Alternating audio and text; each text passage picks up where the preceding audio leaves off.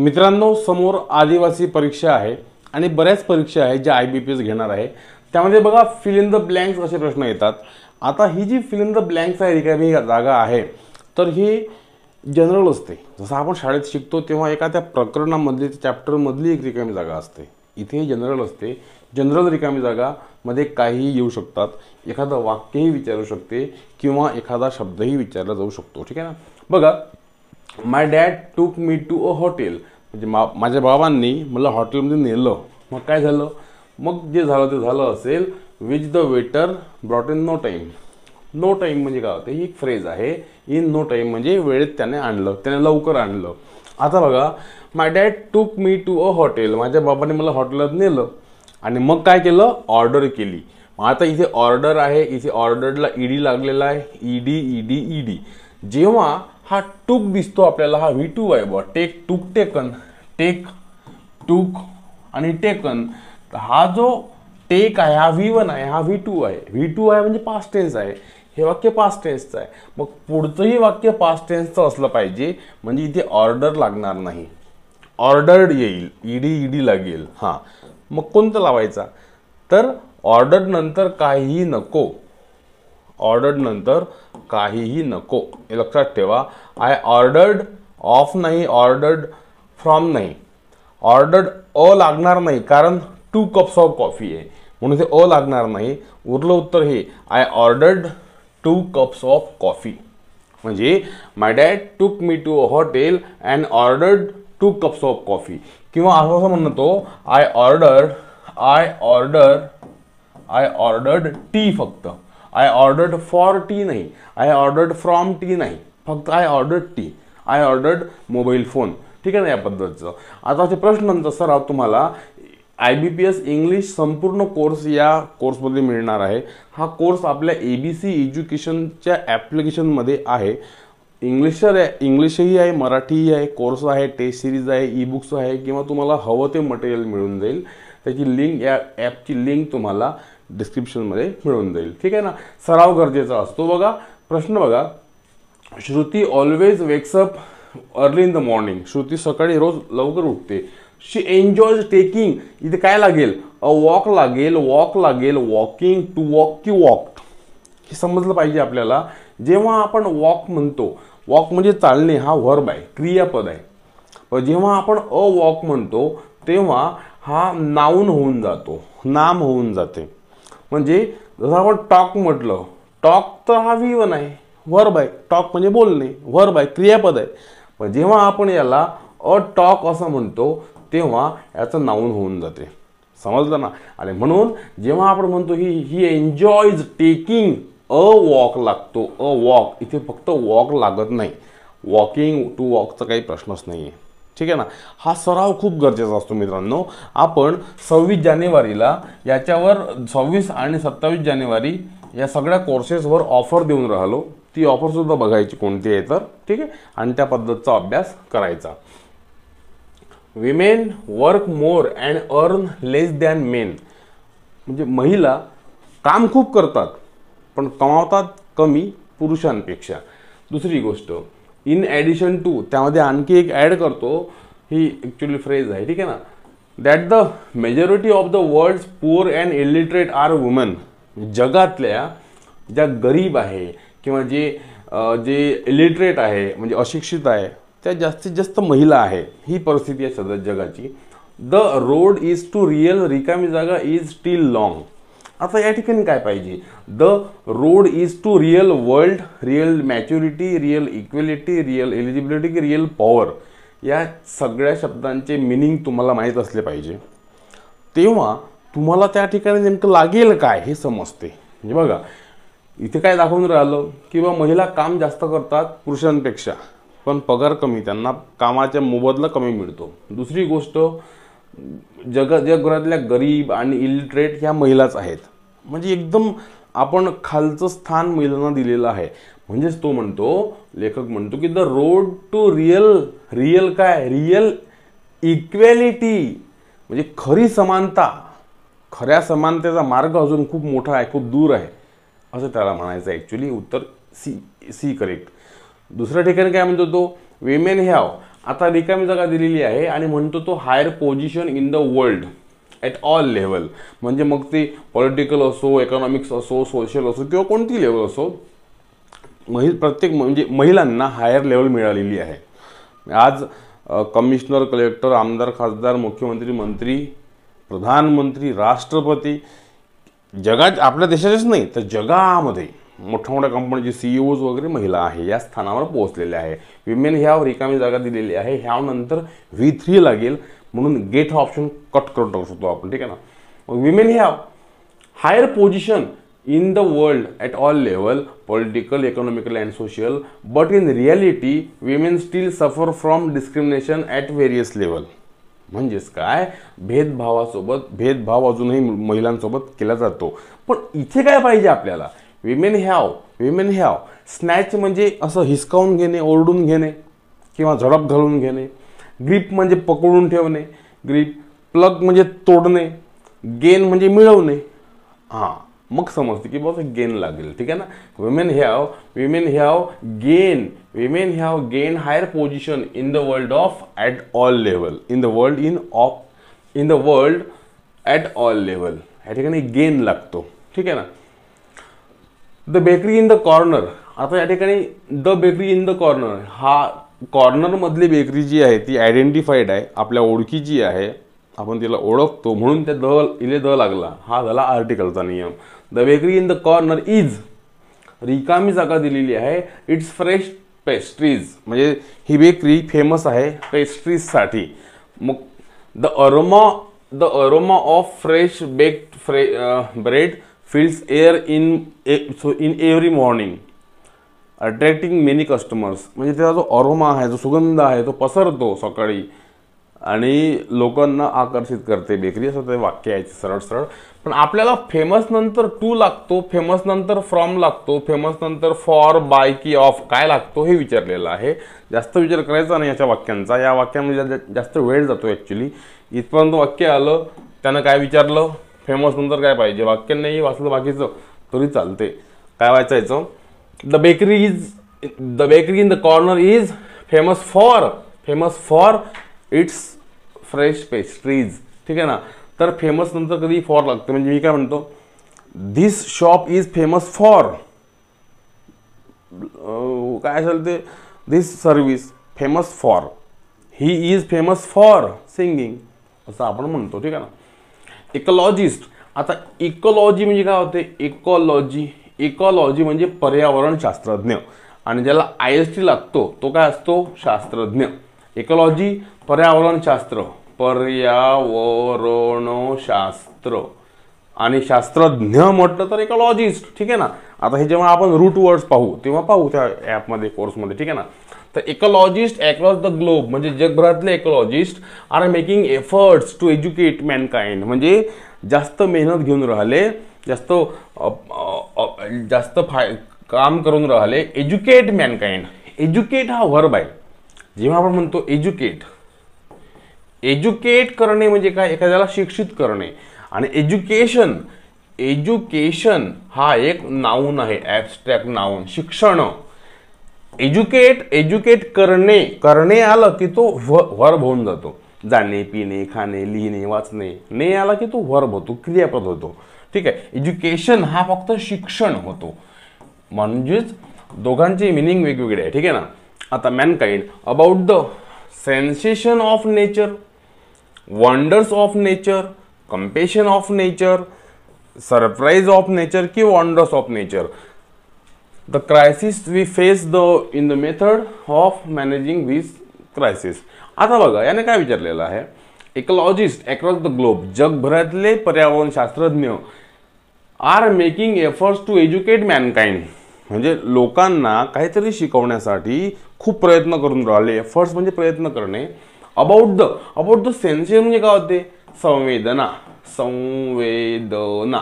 Wonders म्हणजे आश्चर्य. Compassion म्हणजे करुणा. सरप्राईज म्हणजे सरप्राईज. वंडर्स म्हणजे काय होते, हिंडणे, फिरणे. मग आता ऑफ नेचर, आता सेन्स लावा तुमचा की जगभरातले इकॉलॉजिस्ट जे आहे ते खूप जास्त मेहनत घेऊन राहिले माणसांना शिकवायला. काय शिकवायला? संवेदना, निसर्गाची संवेदना का? आश्चर्य. आश्चर्य, निसर्गाचे आश्चर्य. इथे वंडर आणि वंडर मध्ये फरक सांगितलेला आहे. वंडर म्हणजे काय होते? हिंडणे, फिरणे. ए लागला तर वंडर्स आणि ओ लागला तर वंडर्स. ठीक आहे. संवेदना किंवा कंपेशन नाही. ठीक आहे. वंडर्स. जगभरातले जे हे आहे इकॉलॉजिस्ट आहे हे माणसाला शिकवून राहिले की बुवा जगातलं आश्चर्य कसं असते, काय आहे वगैरे. Tom has a small garden in his backyard. म्हणजे घर असेल हे टॉमचं. ठीक आहे. त्याच्या हे जर घर आहे तर बॅकयार्ड हे जे आहे परसबाग, इथे परसबाग असते. ठीक आहे ना. तर Tom has a small garden in backyard. He grows tomato. इथे तो टोमॅटोज उगवायचा, कुकुंबर अँड कॅरेट्स उगवायचा. म्हणजे परसबाग असते. परसबाग. ठीक आहे ना. Every weekend. आता एव्हरी जर आलं ना, लक्षात ठेवा, लिहून घ्या कुठेतरी. एव्हरी आलं म्हणजे नोट्स मध्ये लिहून टाका. ठीक आहे. जेव्हा जेव्हा एव्हरी येते, एव्हरी, मग एव्हरी समोर काही पण येऊ. Every week, every day, every month, every year, every January, every February, every Diwali, every काही पण घ्या ना. Every Monday, every Sunday, every second जरी म्हटलं तरीही समोरचं वाक्य हे सिम्पल प्रेझेंट टेन्सचं घ्यायचं. म्हणजे I go there every week, फक्त गो लागतो, आय एम गोईंग लागत नाही. ठीक आहे. किंवा आय एम गोईंग म्हटलं मी जात आहे तर मग एव्हरी लागणार नाही असा अर्थ. म्हणून या ठिकाणी हिला काय लागतो? हिला इथे आता ए ग्रुपचा करता, बी ग्रुपचा करता.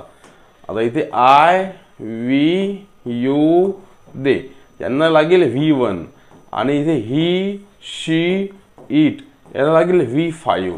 V1 म्हणजे काय? समजा गो म्हटलं तर V1 आहे आणि गोज म्हटलं तर V5 आहे. मी जर म्हटलं प्ले तर इथे ए लागेल. आय, वी, यू दिला ए लागेल, पण प्ले लागेल. आणि प्लेज म्हटलं तर ही, शी, इटला प्लेज लागेल. ठीक आहे. इतकंच नाही आहे, भरपूर गोष्टी आहे. मी ए ग्रुप, बी ग्रुप शिकवलेला आहे व्यवस्थित. हा आपण तयार केलेला चार्ट आहे. ग्रुप यूट्यूबला सर्च करा A group B group by Ashish Bhakare sir, तुम्हाला ते मिळून जाईल. ते वाचा आणि त्या ठिकाणी मग आपल्याला समजते की कशाला काय लावायचं नेमकं. कारण भरपूर पोरांना अजून तोच प्रॉब्लेम आहे की सर ह्या कुठे लावू आणि हॅज कुठे लावू, गो कुठे लावू आणि गोज कुठे लावू, डू कुठे लावायचा, डच कुठे लावायचा, हा प्रॉब्लेम असतो आणि नेमका तोच पेपरला येतो. आणि म्हणून समजून घ्या ते. ठीक आहे ना. तर ही असेल ना तृतीय पुरुषी, त्याला स्पेंड्स लागतो, इथे सी लागेल. स्पेंड्स. बरोबर. विल स्पेंड का नाही? कारण एव्हरी आहे. एव्हरी विकेंड जर असेल, एव्हरी जर असेल तर सरळ सरळ तुम्हाला V1 किंवा V5 लावायचा आहे कर्त्यानुसार. कर्ता हा बी ग्रुपचा ही, म्हणून त्याला V5 लागलं. ठीक आहे. जे विद्यार्थी आहे आपल्या ॲपवरचे त्यांना बरोबर समजते की बाबा ए ग्रुप, बी ग्रुप कोणता, कसा, काय, कसे ते काम करतात, कोण कुठे येतो, कोणाला काय लागते. ठीक आहे. समजून घ्यायचं. The sunsets. सन सूर्यास्त झाला. सनसेट्स. आता by the mountain, from the mountain, for किंवा टू किंवा बिहाइंड द माउंटेन. माउंटेन आहे तर सूर्योदय काय झाला? सूर्योदय कुठं झाला? बिहाइंडच्या मागे, माउंटेनच्या मागे सूर्योदय झाला, सूर्यास्त झाला किंवा सूर्योदय पण होऊ शकते. ठीक आहे ना. म्हणून इथे हे महत्वाचं, बिहाइंड महत्वाचं. बिहाइंड, बाय नाही, फ्रॉम नाही, फॉर किंवा टू नाही. The artist spends hours trying to. आता आर्टिस्ट कोणताही असो मग तो द परफेक्ट पेंटिंग येण्यासाठी तो काय करेल? क्रिएट करेल. Trying to create perfect painting. ठीक आहे. ही वॉन्टेड टू एक्सप्रेस म्हणजे व्यक्त करणे. He wanted to express the emotions of the viewer. तो व्ह्युअरला इमोशन्स सांगेल त्या पेंटिंग मधून, या पद्धतीचं वाक्य. Samiksha loves reading comedy Marathi books. समीक्षाला कॉमेडी मराठी बुक्स वाचणं आवडते. Her favourite author is PL Deshpande. तिचे फेवरेट ऑथर कोण आहे? PL देशपांडे, पु ल देशपांडे आहे. अँड रिकामी जागा नियरली ऑल हिज बुक्स. आपण काय म्हणतो? समीक्षाला वाचन आवडते. तिचा फेवरेट जो लेखक आहे तो PL देशपांडे आहे आणि त्यांचे पुस्तकं तिने बरेच वाचलेले आहे, ऑलमोस्ट वाचलेले आहे. तर वाचलेले आहे असा अर्थ होतो या ठिकाणी. ठीक आहे. Samiksha often spend her weekend at the library. वाचलेले आहे जर म्हटलं, वाचले बघा, रेड इट तर होणारच नाही. ओके, वाचलेले आहे तर शीला हॅव लागणार नाही, शीला हॅज लागतो. पुन्हा करता ए ग्रुपचा, करता बी ग्रुपचा, ए ग्रुपला हॅव लागतो, बीला हॅज लागतो, संपला विषय. मग ए मध्ये काय आय वी यू दे, त्यांना हॅव लागेल. इथे काय ही शी इट, त्यांना हॅज लागेल. भरपूर गोष्टी आहे, ठीक आहे, म्हणून इथे हॅव लागणार नाही. मग शी हॅज रेड का शी इज रीडिंग, बरोबर. मग आपण जर म्हटलं असेल Samiksha loves reading comedy Marathi books, समीक्षाला कॉमेडी मराठी बुक्स वाचणं आवडते. तिचे फेवरेट ॲक्टर कोण आहे, ऑथर कोण आहे, तर PL देशपांडे आहे. अँड आणि तिने त्यांचे ऑलमोस्ट पुस्तकं वाचलेले आहे असं होते. वाचत आहे नाही, वाचत आहे म्हणजे आता क्रिया होत आहे, वाचलेले आहे म्हणूनच तो त्याचा फेवरेट झाला ना, असा अर्थ आहे. म्हणून शी हॅज रेड. इथे जेव्हा आपण फक्त असं म्हणतो V1 किंवा रीड म्हणायचं, रीड म्हणायचं, याला रेड म्हणायचं, याला पण रेड म्हणायचं, हा V2 आहे, हा V3 आहे, ठीक आहे.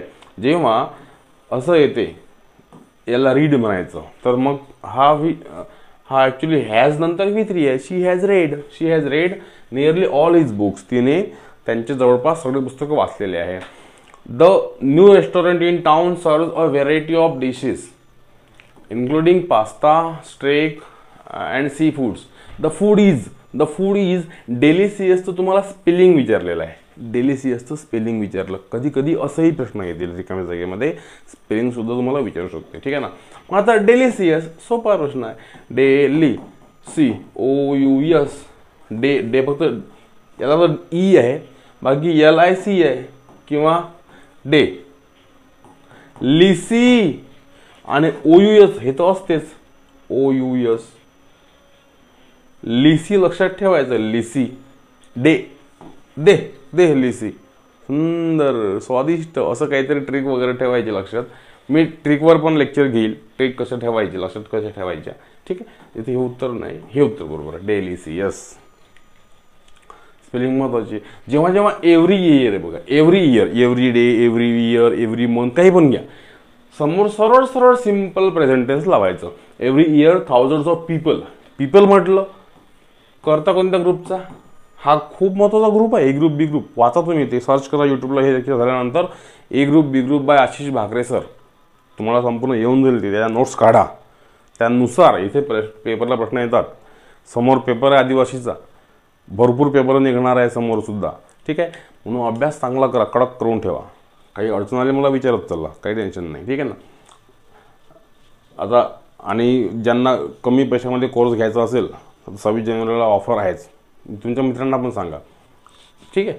चलो, मला पीपल म्हटलं तर तो इथे आहे पीपल, म्हणून त्याला एचे नियम लागेल. याला काय लागेल, व्हिजिट. हा V1 लागेल येथे, व्हिजिट व्हिजिट. V5 म्हटलं तर त्याला S लागेल, व्हिजिट्स व्हिजिट्स, ठीक आहे. म्हणून या ठिकाणी व्हिजिट लागेल, समजून घ्या. हा हे उत्तर करेक्ट आहे. Michael loves playing soccer with his friend after school. Okay, they often play in the park where they have plenty of space. त्यांना चांगली स्पेस मिळायची. He enjoys the competition and staying active. फ्रेंडलीच तुम्हाला spelling विचारलेलं आहे. Friendly बस संपलं. Friendly हे लागेल. Friend तर माहीतच आहे, फ्रेंड तर माहीतच आहे, त्याला LY लावा. आता आपण काय करतो बऱ्याचदा, कशाला पण LY लावून देतो. जसं आपण म्हणतो की बुवा एक शब्द आहे, एक शब्द खूप महत्त्वाचा आहे, त्याला आपण LY लावतो. Hartley, HEART. हार्ट म्हणजे आपलं हृदय होते, हार्डली म्हणतो आपण, हार्टली, पण शब्द चुकीचा आहे. HEART डायरेक्ट Y लावून द्यायचा, हार्टी करायचं त्याला, हार्टी. हार्डली नाही, त्याला LY लावायचाच नाही. LY फ्रेंडली लावायचा. फ्रेंडली म्हणजे इथे ठीक आहे भाऊ, फ्रेंडली, पण हार्टली नाही, फक्त हार्टी हे शब्द लक्षात ठेवायचे. इथे फ्रेंडलीचं स्पेलिंग कोणतं येईल, फ्रेंडली हे येणार, फ्रेंडली स्पेलिंग हे येणार, परंतु हार्टली येणार नाही. अशा अनेक प्रश्नांचा सराव करायचा. The athletes train every day to improve his performance his goal was to break a new personal best. Improve म्हणजे ह्या जो ॲथलेट आहे, तो जो खेळाडू आहे, तो एव्हरीडे काय करतो, त्याचा खेळ इम्प्रूव्ह करण्याचा प्रयत्न करतो. मेंटेन नाही, मेंटेन अवॉइड किंवा इग्नोर नाही, त्याचं निगेटिव्ह आहे. At the art gallery visitors can admire paintings, sculpture and photographs by famous artists. The gallery also hosts workshop for those who म्हटलं ना, दोज म्हटलं ना, अनेक वचन म्हटलं का नाही, ए ग्रुप बी ग्रुप, हॉस्ट्स आहे, प्रेझेंट टेन्सचं वाक्य आहे, इथे पण प्रेझेंट दाखवते. ठीक आहे ना. म्हणून या ठिकाणी दोज इथे येते, दीज किंवा दोज इथे येते, दॅट किंवा this. A group B group फार महत्वाचे. मग याला लागेल V5, याला लागेल V1. काय लागेल, कुठं आहे V1? दोज म्हटलं ना, those who want to learn. Want हा व्हर्ब V1. वॉन्ट म्हटलं तर V1 आणि वॉन्ट्स म्हटलं तर V5. ठीक आहे. म्हणून हे समजून घेणं आवश्यक आहे. ॲक्च्युली काही लोक जर पहिल्यांदा हे लेक्चर पास असेल त्यांना समजून नाही राहिलं की बा सर काय शिकून राहिले नेमकं. पण आता बेस महत्त्वाचा असतो, हा बेस आहे, सहज समजते. फक्त अभ्यास करणं गरजेचं आहे, सराव करणं गरजेचं आहे. I can't believe you.